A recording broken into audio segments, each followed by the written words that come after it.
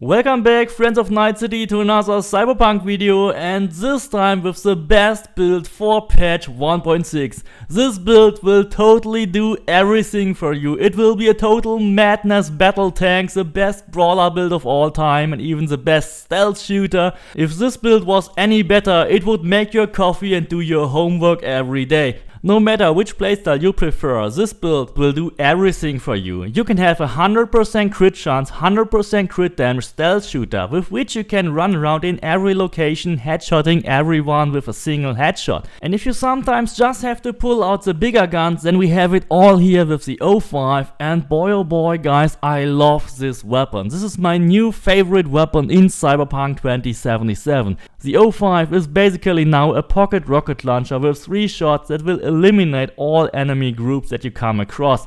Only a single shot and you can kill multiple enemies. And thanks to its quick reload ability for every enemy you kill, there's even no problem reloading this infinite rocket launcher for this game.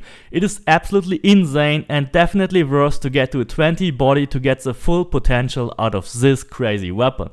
But this build doesn't stop here, because I also put in the best blade in the game with the absolute highest DPS with a 100% crit chance mechanic and double combo multiplier. This blade makes use of a mechanic that slows down time similar to Sandevistan without using Sandevistan at all. That means you are free to use any other cyberware you want. You can use the time slowdown at every time, at every moment you want to, without having to use your Sandevistan. That means you can use beast mode or even a Netrunner OS at the same time.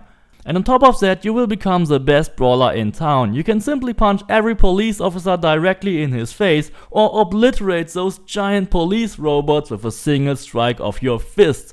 That is so cool that I really love to use my bare fists just to punch these robots directly on their nose. And of course the robot and all the other footage was done on very hard because I don't play anything else. The first weapon you need for this build is the Death and Taxes pistol, and you can find this pistol during the X Factor mission in Maiko's office. The next weapon is a buffed 05 sniper rifle which shoots explosive rounds. You can find this weapon when you complete the Beat on the Blood in Arroyo. Make sure that you include this weapon in your bed when you start the fight. You should also make a manual save before you attempt this fight, because in case you lose you don't have to pay this money again. The Yinchimaru is an unmissable story item which you get when you complete the Takemura arc. It would be a spoiler to show you how, but it is definitely not missable. With this weapon you can even one-shot cyber psychos in a single strike on very hard. In order to do this and to get the most out of this build, you have to learn how to enter Kerenzikov, because Kerenzikov is basically a free Sandevistan which you can start at any time. To do this, you just have to hold your aim, then step either left or right or even forward or backward, and then double tap dodge. Kerenzikov only lasts for around 6 seconds, so it's a bit shorter than the shortest Sandevistan, but it also only has a 2-second cooldown. But the best is, it doesn't block your Cyberware main slot, so you can even use a Netrunner OS or a beast mode, and you can still slow down time whenever you need to. And the Yinchimaru will also get a 100% crit chance every time you enter Kerenzikov. If you get used to it, it will almost make you unbeatable. But let's now check out the build. In the first slot I've put the Death and Taxes pistol for the stealth shooter part, I've equipped the Kanatsugu optics and an XC Strix silencer. This green silencer might look odd to you, but it is actually better than the blue one, because it gives you an additional 10% crit chance. The silencer is not only important to increase your crit chance to get the crit damage multiplier in your shots, it is also important to maintain your stealth damage multiplier. And the silencer alone will give you 2.5 times the damage plus your cool level. So if you have a cool level of 3, you will actually get a 2.8 times multiplier. If you have a cool level of 20, you will get a 4.5 times multiplier. Then we will use an additional 3 penetrator mods for an additional 9% crit chance and 1 crunch mod to counter the damage loss. I found that 3:1 was a sweet spot for those mods. And when you then additionally activate your Cyberware, you will get 38% crit chance from your total body stats, plus the 37% from your Death and Taxes pistol, which will be a total of 75% crit chance when you equip this weapon with your active Cyberware. And because the Death and Taxes is shooting 2 bullets every time, the actual fail rate that both shots are not being a critical hit is actually only 6%, which means that this weapon will have 94% crit chance. Luckily the 05 is much simpler, deals way more damage, and in my opinion is the most fun weapon to play with. You actually only have to equip this weapon with as much crunch mods as possible, but if you want to experiment with it, you can add a couple of neon arrows to reduce the reload time. However, if you make a kill, the reload time is so quick that you really don't need it, so I rather recommend you go with 4 crunch mods and call it a day. The Inshimaru will have the highest DPS value in our setup with over 2955. It also gets 100% crit chance whenever you enter Kerenzikov, so you have 2 weapons with 2 very unique ways to get 100% crit chance in this build. And the only thing we actually equip here is Cold Shoulder mods, because we want to increase our DPS as much as possible. I was lucky to find one epic Cold Shoulder mod, because at the vendors you can normally only buy the blue ones. Of course you could also go for a Scourge mod instead, but if you have 100% crit chance with your weapon during Kerenzikov and 100% crit damage, those 5% will also simply be doubled to match the 10% of the Scourge. And since you don't always make critical hits because you don't always use Kerenzikov, having the 5% base damage even for the normal hits is a better deal. The clothing items are all equipped with legendary armadillos except for the eyewear, where I used a 4% crit chance for Tuna mod. I had still one lying around from the previous patch. I'm not sure if they are actually obtainable in patch 1.6. Of course, if they are not, then simply use an armadillo here as well. The other clothing pieces have armadillos as well, and I've opted to use the optical camo instead of grenades. In the first row of our Cyberware we will use the 10% heal on kill. This will also stack with the 5% from our Berserk and the 20% heal from our Blade skill. So in total, if you play with blades, you will get 35% health back whenever you made a blade kill and 15% whenever you make a kill with any other weapon. The second slot will be used for the mechatronic core and the third slot will stay empty because we don't have any other Cyberware to use in this slot. In your epic Hiroshi you go for 3 trajectory analyzers because this is basically the new meta. Headshot damage is way more important than critical damage, and putting 3 times 25% damage increase is absolutely mandatory in any build. All existing Hiroshi mods have been fixed a while ago, so all of them do stack, so just check your stats, it will work. With a maximum body level you can afford all the best Cyberware in the game, for example Second Heart, which revives you on death, the Bioconductor, which reduces all your cooldowns of all your Cyberware by 30%, and then also the Blood Vessels, of course. In the immune system we will settle for a basic Caterist and a Detoxifier for immunity versus all poison damage, and in the nervous system of course we will go for the legendary Kerenzikov. Kerenzikov will replace your Sandevistan, so whenever you want to slow down time when you would normally use Sandevistan, you should use Kerenzikov with this build. Make yourself familiar with the controls to enter Kerenzikov whenever you want to. Just get a muscle memory to do this, it is very important. Don't forget to use the epic nanorelays to increase the duration by another 2 seconds. That will make Kerenzikov to be almost on par with Sandevistan.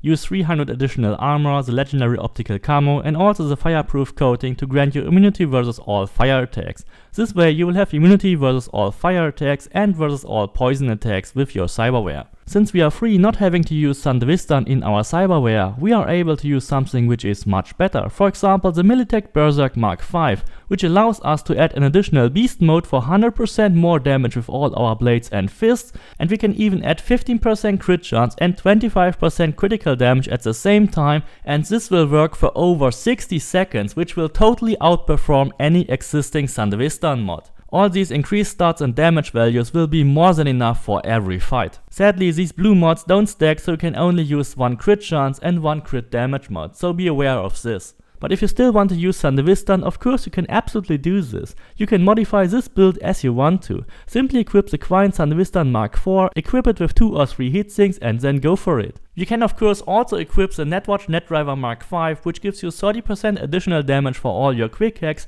and you can still use every epic quick hack in the game because you can simply buy them at the Netrunner shops. All this can be done without having to spend a single point into intelligence.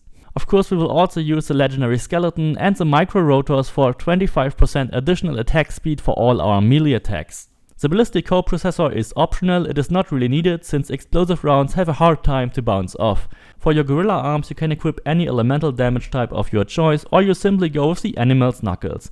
But definitely go for the black market battery, that gives you an additional 100% damage increase for all your attacks with your fists. So you not only get 100% from the berserk, you will also get another 100% from the black market battery, which makes your fists the hardest fists in Night City. In the third slot, it actually only makes sense to use a health booster because all these other sensory amplifiers, which gives you crit chance or crit damage, don't add anything to your stats. I've tested them all and only the health increase actually adds to your stats. So rather only go for that. I really hope this will get fixed soon. And of course, in your legs, don't forget the tendons for your double jump. For the skills, we go for the holy triple 20 again, which means we increase all our top skills to 20 skill points. This is just getting stronger and stronger every patch, and I proclaimed it already. This is the best skill distribution which lets you do anything you want in this game, and it doesn't lock you out of specific content or weapons. Thanks to body 20, we can not only get the usual capacity and regeneration perks, we can also get very powerful endgame perks. One of that is the steel shell, which gives you simply 10% additional armor, indestructible, reducing all incoming damage by 10%, or even tenacious V, not stopping regeneration even when you get hit. All this is very powerful. It also counters the pain editor. You can simply get minus 10% damage in the body tree as well. And of course, body 18 and 20 is needed to get the legendary bioconductor, and of course for using the 05 as well. For the assault tree in reflex you get the regular damage increases, but the most important perk is Savage Stoic, which simply increases your damage by 35% whenever you stand still. And this of course applies to the 05. One of the most powerful perks in the handgun tree is Brain Power, because Brain Power increases your crit chance whenever you make a headshot with your pistol, and we will do that a lot when we use the stealth shooter. And of course also the level 20 perk is really powerful because it just increases all your damage after a successful critical hit. And with this build you will only make critical hits anyway. For blades, definitely gets a 30% damage with heavy attacks, 100% damage for full health enemies, 50% damage when dodging, which you will always do when you perform Kerenzikov, so that is basically a 50% damage boost for Kerenzikov, and then also the Death Bowl, 20% health regeneration for every enemy you kill. This will stack with 10% health on kill and 5% from Berserk, giving you 35% health on every kill you make. This alone will make you unkillable when you play with blades anyway, and don't forget the 40% damage increase from the level 20 perk, which is just an insane damage boost on top of it.